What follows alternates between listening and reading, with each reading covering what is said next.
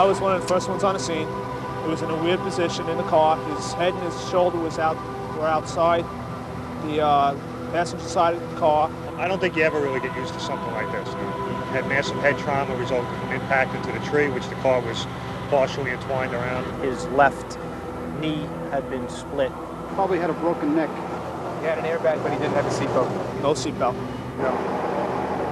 His seat is still there, and it's not crushed by the roof. Cover the body so nobody would really look at it. A little dignity for him, you know. You get used to it, but this one's going to bother me a little more than all the others. You don't know if he has a family or not.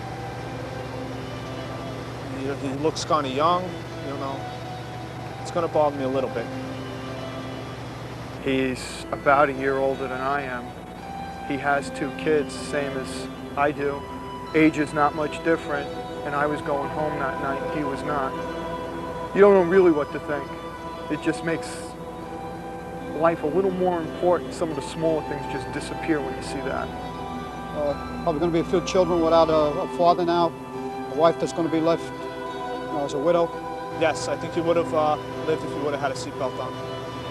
The only thing we would have probably had to do is cut him out of the car and transport him to the hospital. If more people were to wear their seatbelts, there would be less traffic fatalities. It would save a lot more lives. You do not get used to it. And it haunts you for a long time. But had he been wearing a seatbelt, he may have been injured and may even seriously been injured. But I think he would have survived. I think he had room to live, yes. We'll never know for sure that wearing this seatbelt would have saved his life. But please, give yourself every chance to live.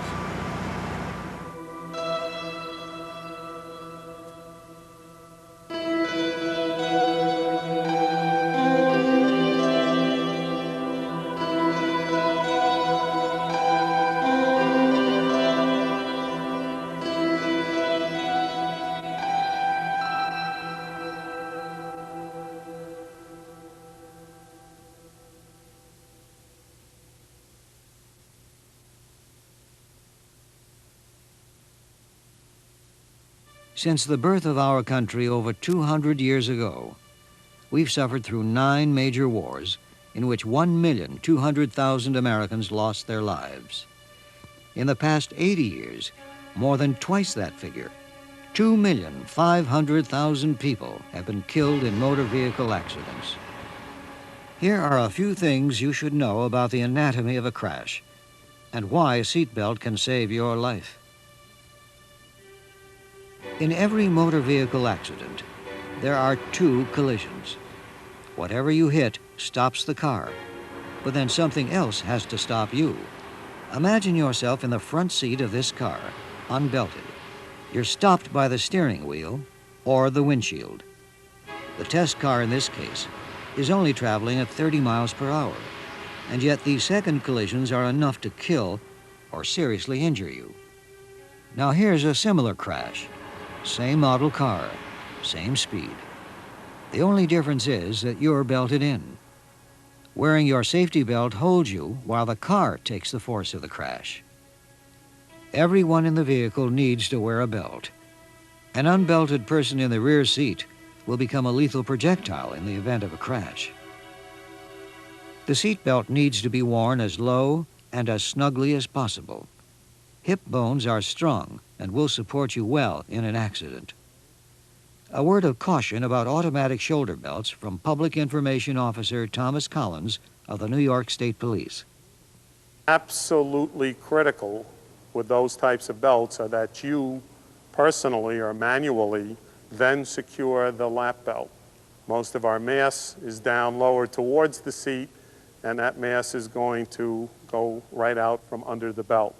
So what could very well happen is you wind up with the belt around your chin or your neck as the rest of your body tries to leave. Be skeptical about claims from persons who have told you that the only reason they survived an accident was because they didn't have their seatbelt on. We've met some people who have told you that they've been thrown from cars and it's the only reason they lived. The problem is there's 25 other people who are dead and aren't going to be able to tell you about their tale. So people do survive being thrown from cars, but your odds are very poor. If you leave the vehicle, you are 25 times more likely to be killed than if you remain in your vehicle following the impact. This 150-pound dummy was going only 25 miles per hour when it hit the barrier. Look what happens when it hits a solid brick wall at the same speed. Using a piece of equipment called the convincer, Trooper Collins gives some New York telephone company employees a chance to experience the equivalent of a 5 to 7 mile per hour crash. I would have guessed it was more than 5 or 7 miles an hour. I felt I would have left that chair and went right out through, either the windshield or hit the steering wheel. If it was 30 miles an hour, I can feel what would have happened. Gives me at least an idea in my mind that I don't want to ever have to experience that. It was scary. You can imagine what it would be like if the seatbelt wasn't on. 5 to 7 miles an hour at 35, 40, I could imagine some very serious damage. Tony Rosa, installation and repair manager, is glad that she was wearing her belt one afternoon last year when she stopped by a location where 2 of her technicians were working.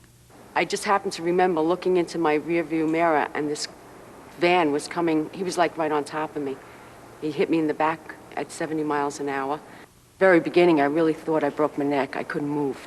I had quite a few injuries, a couple of cuts and bruises on my legs, fractured a foot, hurt one of my knees, which is still pending surgery. And a lot of the people that worked with me, at the time they saw the car, even before I did, they were really panic-stricken that something more severe happened. Thank God, like I said, I had my seatbelt on, because it would have been a lot worse. That's all I can say to everybody else. I would just wear it all the time. I don't get in the car now without having one on. Rich Doherty, service technician, was driving with his wife and his 5-year-old son when we were struck on the passenger side of the vehicle, broadside. It knocked us into the other lane and head on into another vehicle. Our car was very damaged. We had our seatbelts on. There was no injury to any of us. When it was all over, when the car had stopped, we unbuckled our seatbelts. We walked away from the car. We were shaken, we were frightened, but we weren't hurt. The first instinct was to look in the back and see my son, and he was fine. He was frightened, but he unbuckled his seatbelt at the same time we did. It was like, Daddy, what happened? Again, thank God, the seatbelt was the all-important criteria. the same rules apply to all vehicles, whether you drive a van, car, truck, or a race car.